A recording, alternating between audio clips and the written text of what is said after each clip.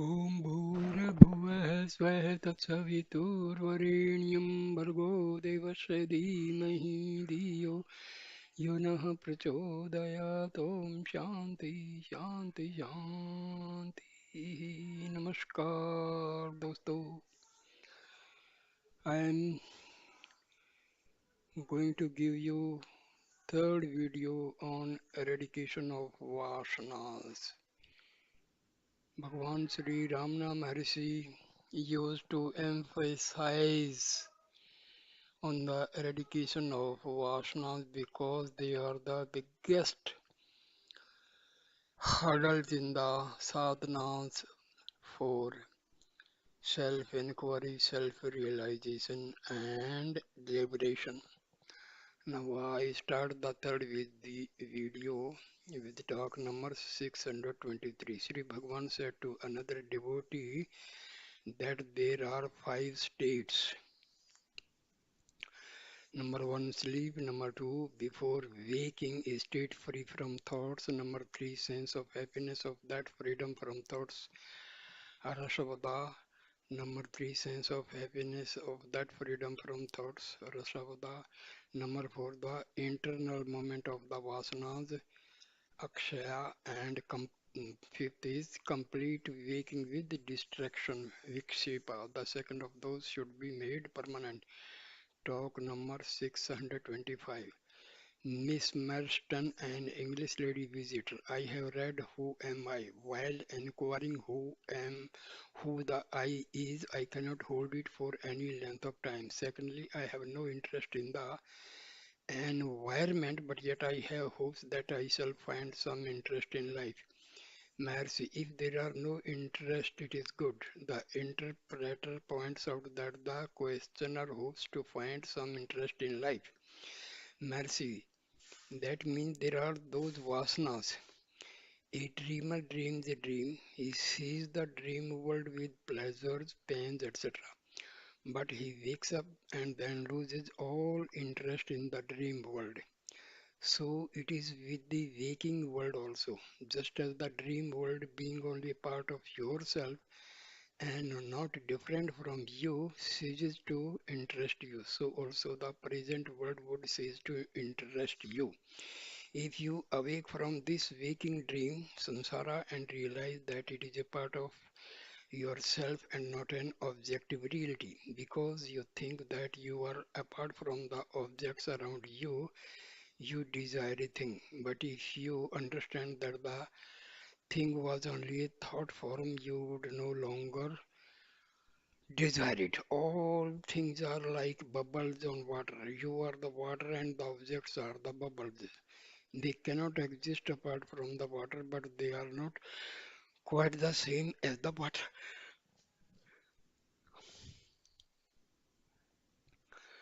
Guru Ramana Memories and Notes.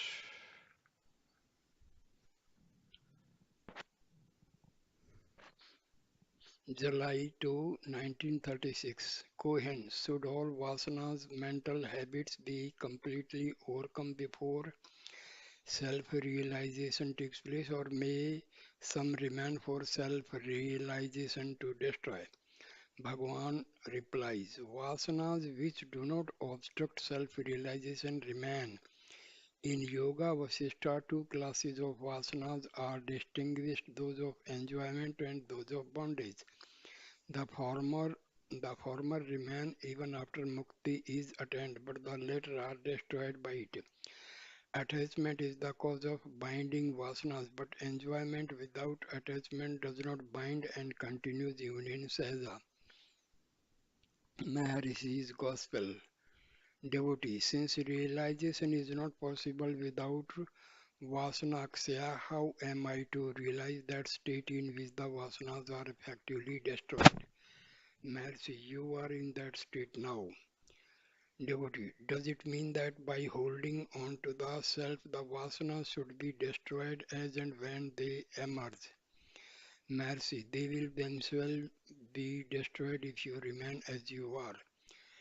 Devotee, What prevents the infinite, undifferentiated light of consciousness arising from the heart from revealing itself to the Ajnani? Maharshi.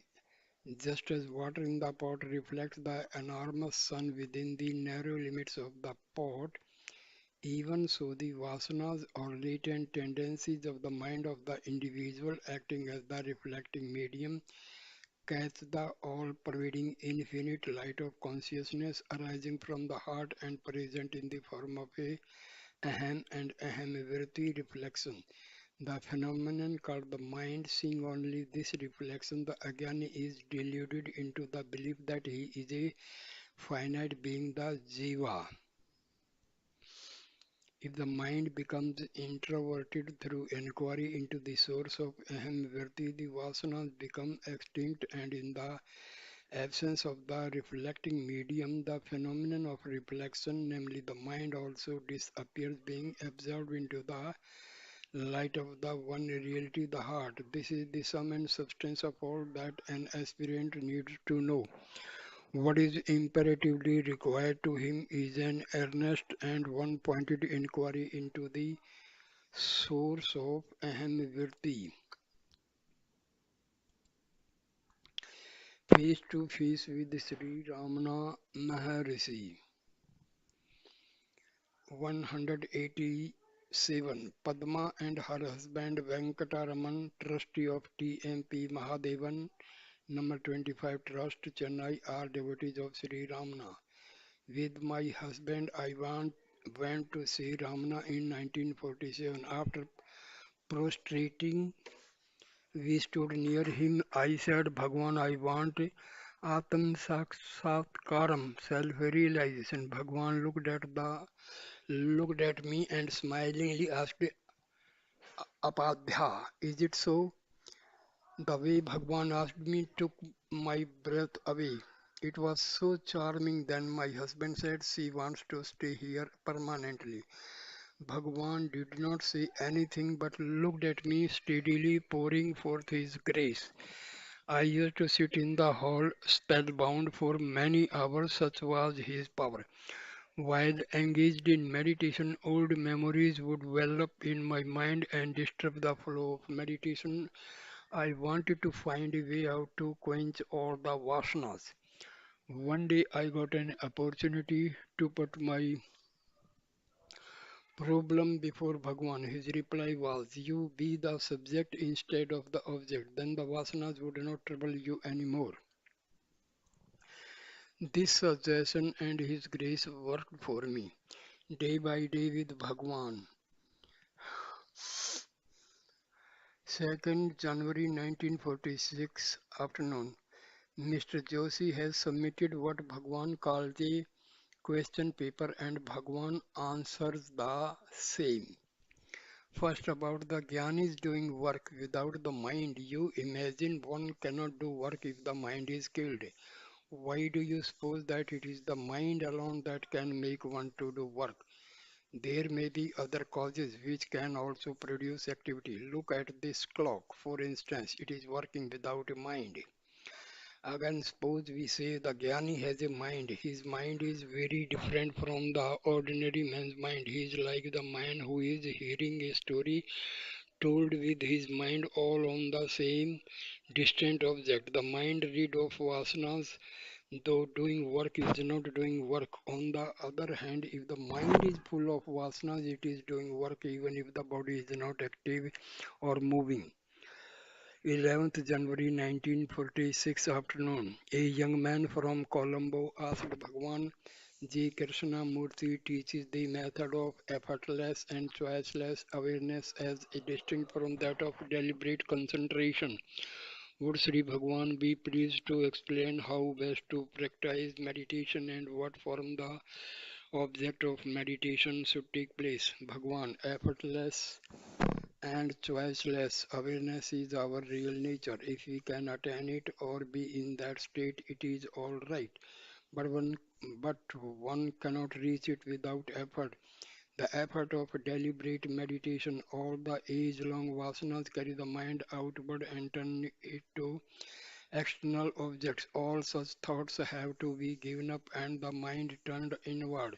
For that effort is necessary for most people. Of course, every book says, be quiet or still, but it is not easy. That's why all this effort is necessary. Even if we find one who has at once achieved the mana or supreme state indicated by be quiet or still, you may take it that the effort necessary has already been finished in a previous life, so that effortless and choiceless awareness is reached only after deliberate meditation.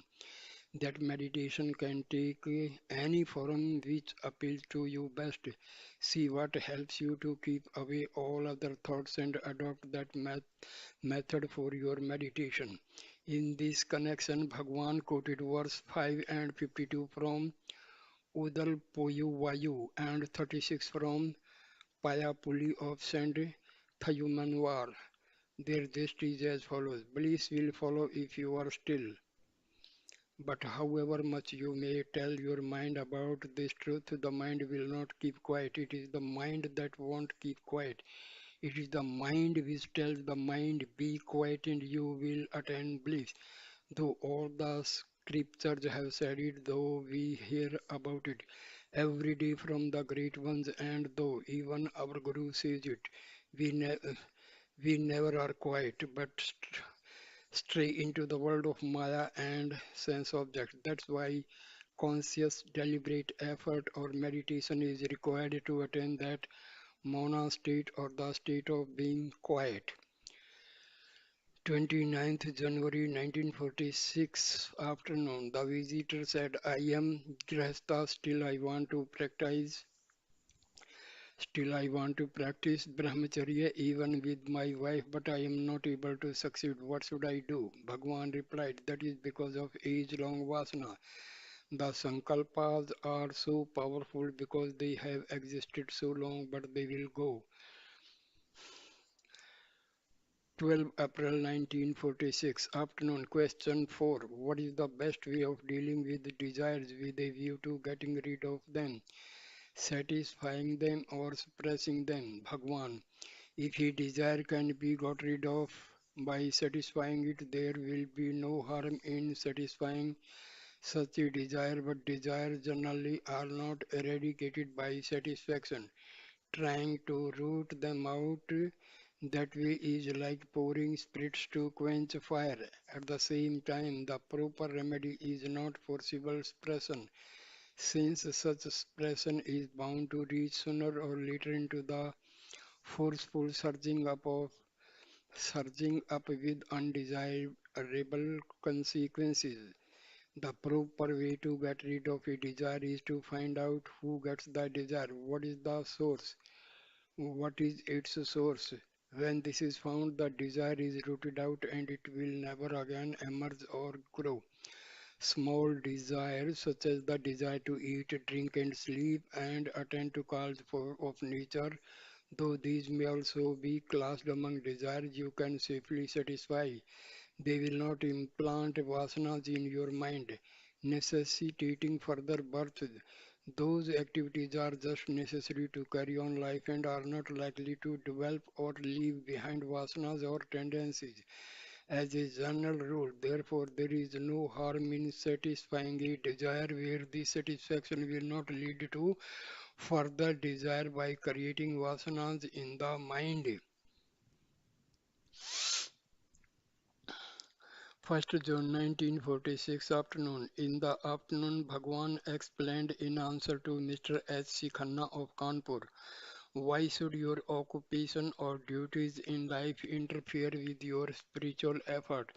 For instance, there is a difference between your activities at home and in the office. In your office activities, you are detached, and so long as you do your duty, you do not care what happens or whether it results in gain or loss to the employer. But your duties at home are performed with attachment, and you are all the time anxious as to whether they will bring advantage or disadvantage to you and your family. But it is possible to perform all the activities of life with detachment and regard only the self as real. It is it is wrong to suppose that if one is fixed in the self, one's duties in life will not be properly performed. It is like an actor. He dresses and acts and even feels the part he is playing. But he knows really that he is not that character but someone else in real life. In the same way, why should the body consciousness or the feeling I am the body disturb you? Once you know for certain that you are not the body but the self, nothing that the body does should seek you from abidance in the self. Such abidance will never interfere with the proper and effective discharge of whatever duties the body has, any more than the actor's being aware of his real stature in life interferes with his acting a part on the stage. You ask whether you can tell yourself I am not the body but the self. Of course, whenever you feel tempted to identify yourself with the body, as you may often have to owing to old vasanas, it may be help to remind yourself that you are not the body but the self. But you should not make such repetition a mantram, constantly saying I am not the body but the self. By proper inquiry into the self, the notion I am this body will gradually vanish, and in time the faith that you are the self will become unshakable. 26th June 1946. A little later, he Khanna handed Bhagwan a piece of paper on which he had written something.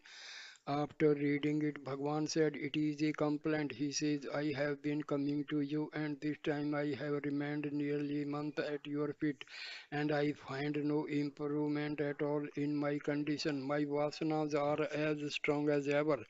When I go back, my friends will laugh at me and ask what good my stay here has done me.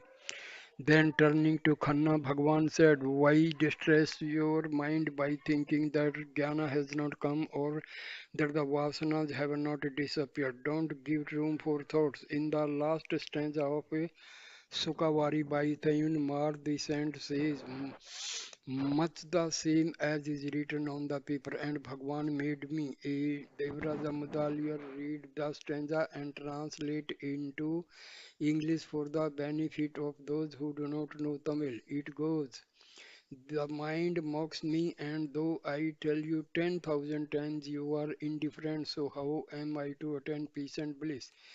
Then I said to Khanna, you are not the only one who complains to Bhagwan like this. I have more than once complained in the same way, and I still do, for I find no improvement in myself. Khanna replied, it is not only that I find no improvement, but I think I have grown worse. The vasanas are stronger now. I can't understand it. Bhagwan again quoted the last three stanzas of Mandala Thin of Thayunmar, where the mind is coached as the most generous and disinterested of givers to go back to its birthplace or source and thus give the devotee peace and bliss. And he asked me to read out a translation of it that I once made. The collected works of Sri Ramana Maharshi, Self-Inquiry 12. Devotee, is self-experience possible for the mind whose nature is constant change? Maharshi, since Sattva Guna, the constituent of Prakriti which makes for purity, intelligence, etc., is the nature of mind, and since the mind is pure and undefiled like ether, what is called mind in truth of the nature of knowledge, when it stays in that natural, that is pure state, it has not even the name mind. It is only the erroneous knowledge which mistakes one for another, that is called mind. What was originally the pure sattva mind of the nature of pure knowledge forgets its knowledge nature on account of nescience, gets transferred into the world under the influence of tamoguna, that is the constituent of prakriti, which makes for dullness, inertness, etc. Being under the influence of rajoguna, that is the constituent of prakriti, which makes for activity, passions, etc. imagines I am the body, etc. The world is real. It requires the consequent merit and demerit through attachment, aversion, etc., and through the residual impressions, vasanas thereof attains birth and death. But the mind which has got rid of its defilement, sin, through action without attachment performed in many past lives, listens to the teaching of Scripture from a true Guru, reflects on its meaning, and meditates in order to gain the natural state of the mental mood of the form of the self, that is, of the form I am Brahma, which is the result of the continued contemplation of Brahma. Thus will be removed the mind's transformation into the world in the aspect of tamoguna and its roving wherein the aspect of rajoguna. When this removal takes place, the mind becomes subtle and unmoving. It is only by the mind that is impure and is under the influence of rajas and tamas that reality, that is the self, which is very subtle and unchanging, cannot be experienced, just as a piece of fine silk cloth cannot be stitched with a heavy crowbar, or as the details of subtle objects cannot be distinguished by the light of a lamp flame that flickers in the wind. But in the pure mind that has been rendered subtle and unmoving by the meditation described above, the self-bliss, the Brahma, will become manifest. As without mind there cannot be experience, it is possible for the purified mind endowed with the extremely subtle mode virtue to experience the self-bliss by remaining in that form, that is the form of Brahma. Then that one's self is of nature Brahma will be clearly experienced. Self-inquiry 13. Devotee. When there is activity in regard to works, we are neither the agents of those works nor their enjoyers. The activities of three instruments, that is the mind, speech, and body, could we remain unattached, thinking thus. Maharshi, after the mind has been made to stay in the self, which is its deity, and has been rendered indifferent to empirical matters because it does not stray away from the self, how can the mind think as mentioned above? Do not such thoughts constitute bondage? When such thoughts are arise due to residual impressions, vasanas, one should restrain the mind from flowing that way, endeavor to retain it in the self state and make it turn indifferent to empirical matter. One should not give room in the mind for such thoughts as is this good or is that good? Can this be done or can that be done? One should be vigilant even before such thoughts arise and make the mind stay in its native state.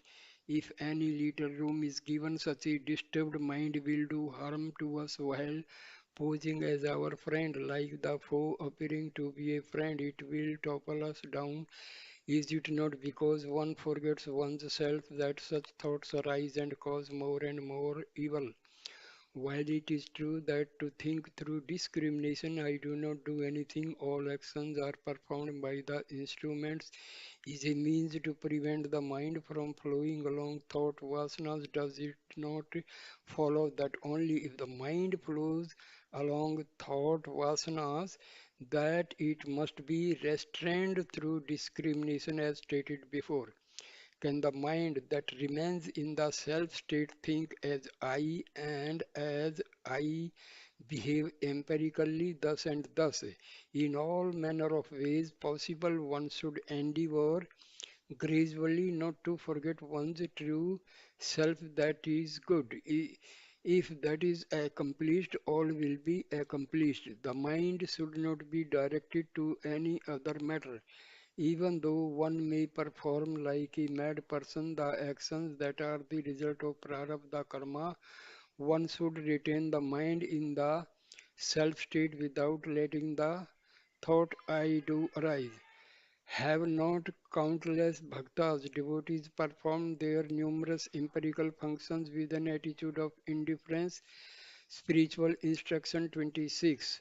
Devotee, just as the sage's past karma is the cause of his present activities, will not the impressions vasanas caused by his present activities adhere to him in future? Maharshi, only one who is free from all the latent tendencies vasanas is a sage.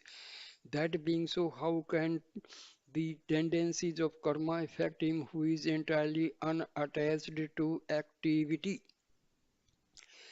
Devika Lotra Devika Lotara 68. One must engage unfailingly in yoga, the practice of self-abidance in all conditions without allowing any special event to affect one adversely. If due to doubts, delusion arises in the form of attraction to worship in holy places and temples on account of past practices and vasanas rejected immediately. Atambodha 37. Long constant practice of I am Brahma only destroys all vasanas, latent tendencies, born of ignorance as an efficacious remedy. Rasayana eradicates a disease. Viveka Chudamani.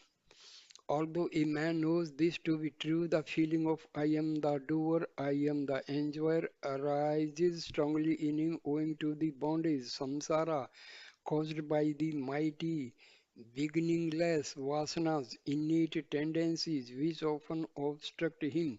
Curb these tendencies the moment they arise by your own effort, by abiding firmly in the self, by a vision of the self. Sages such as Vasistha have declared that the withering of the vasanas is indeed liberation, realization of the self as it is does not come through tendencies to worldly or sense activities or through prolonged study of the scriptures. To those who seek deliverance from the prison or ocean of samsara, the above threefold tendencies are iron fetters, say those who are realized.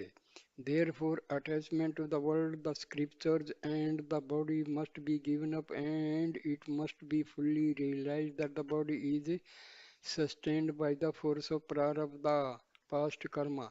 You should therefore courageously renounce these attachments and strive energetically to overcome tamas by power of sattva and rajas, then rajas through mixed sattva, then mixed sattva through pure sattva. You should do this with a firm and calm mind, helped by the great texts such as that thou art, which proclaim the identity between the individual self and Brahma.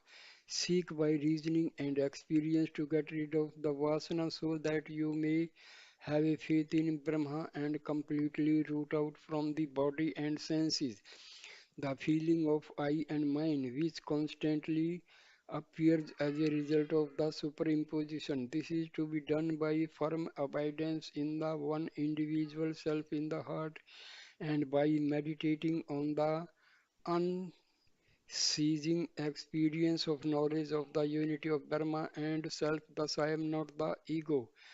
I am the unceasing perfection of Brahma experienced as I, the witness of thought forms. This meditation must be persisted in until the ego sense is completely rooted out from the body without a vestige and the world of individuals appear like a dream. He who meditates has no work to do except beg and perform his natural functions. He must never forget the self by giving room for worldly speech and sense objects. Sandalwood is fragrant by nature, but its fragrance is masked by a bad smell when it comes into contact with water and is revealed when it is rubbed. Constant practice of meditation is the rubbing. The latent tendencies, vasanas of the mind are removed only to the extent to which it abides in the self. It is by such constant abidance in the self that the mind of the yogi is destroyed, and by the destruction of the mind, the outer non-self tendencies of the heart are utterly eradicated. Then the experience of the Supreme Self, which was formerly veiled by the magic of the Vasanas, shines forth of its own accord like the fragrance of a uncontaminated sandal paste.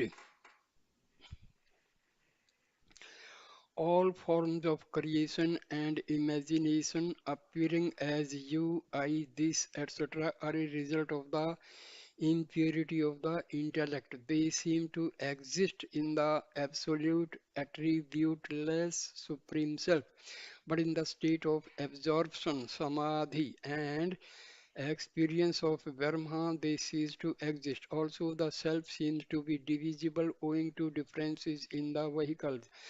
But if these are removed, it shines single and complete. Perpetual concentration is necessary in order to dissolve these differentiations in the absolute. The wasp's grub that renounces all activity and meditates constantly upon the wasp becomes a wasp, and in the same way, the soul that longs for Brahma with one pointed meditation becomes the Supreme Self through the power of its meditation and perpetual abidance in Brahma in the absolute stillness.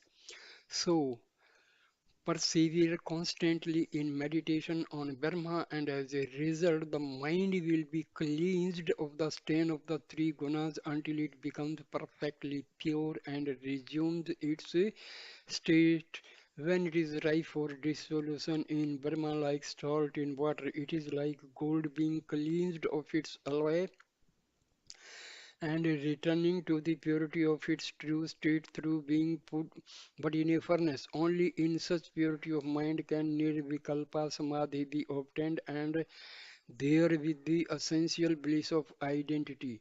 Through this samadhi, all the knots of the vasanas are loosened and all past karmas destroyed, so that the light of the self is experienced without effort, inwardly and outwardly, and at all places and times.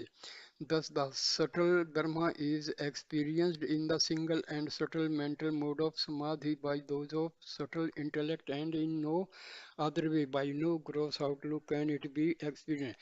Similarly, the sage who has inner and outer senses controlled in solitude and equanimity obtains experience of the all-pervading self through perpetual concentration, and thus getting rid of all mental creations caused by the darkness of ignorance becomes actionless and without attributes, and remains eternally in the bliss of Brahma himself. Only he is liberated from the bondage of samsara, who having obtained nirvikalpa samadhi perceives the mind, senses and objects, the ears and sounds, etc. to inhere in the self, and not he who speaks only from theoretical wisdom.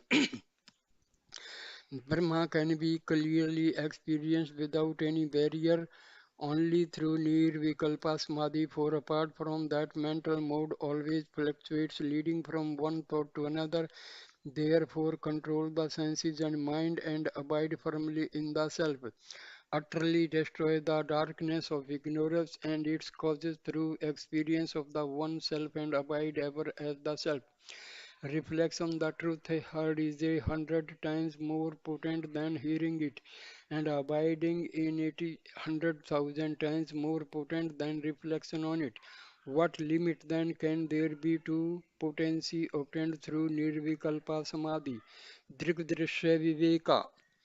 Buddhi, as the sum total of the inner organs in contact with the reflected consciousness, has two aspects. One is called egoity and the other mind.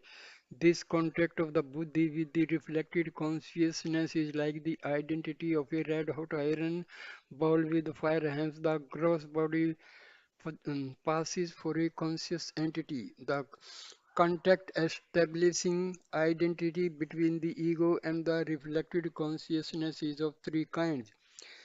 Number one, the identification of the ego with the reflected consciousness is natural or innate. Second, the identification of the ego with the body is due to past karma. Third, the identification of the ego with the witness is due to ignorance. The natural or innate contact continues as long as the buddhi, but on realization of the self, it proves to be false. The third mentioned contact is broken when it is discovered by experience that there is no sort of contact of anything at all with the self which is being.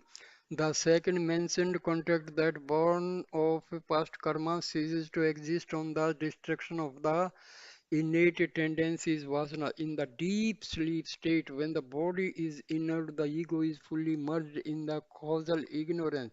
The ego is half manifest in the dream state, and its being fully manifest is the waking state. It is the mode or modification of thought with its latent tendencies that creates the inner world of dreams in the dream state and the outer world in the waking state.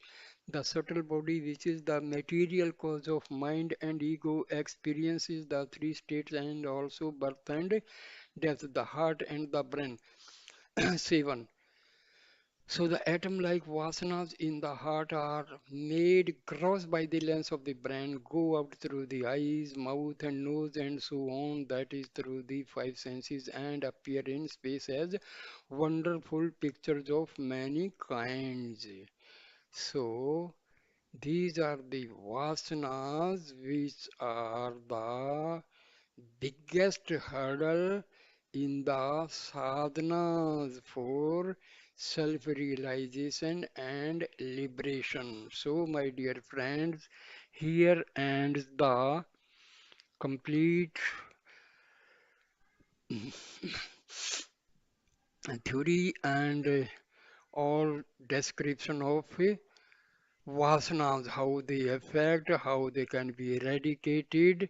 So, this is the third video on Vasanas and it is ending here. So please thank you for watching and listening this video and please like, comment and share the video and subscribe my channel. Thank you.